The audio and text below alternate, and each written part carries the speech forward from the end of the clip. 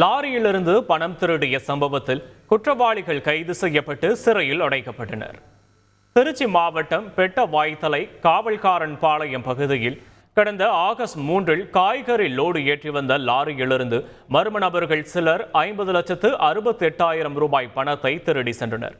இது தொடர்பாக காவல் நிலையத்தில் வழக்கு பதிவு செய்த நிலையில் 5 தனிப்படை அமைக்கப்பட்டு குற்றவாளிகள் தேடப்பட்டு வந்தனர்.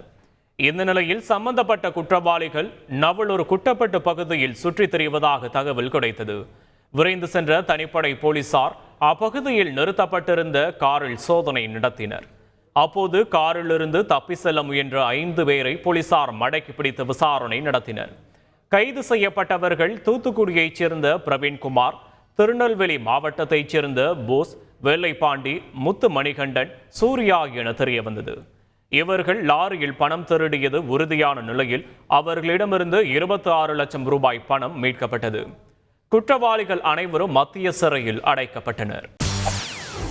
செய்திகளை உடனுக்குடன் தெரிந்து கொள்ள உடனே சப்ஸ்கிரைப் பண்ணுங்க.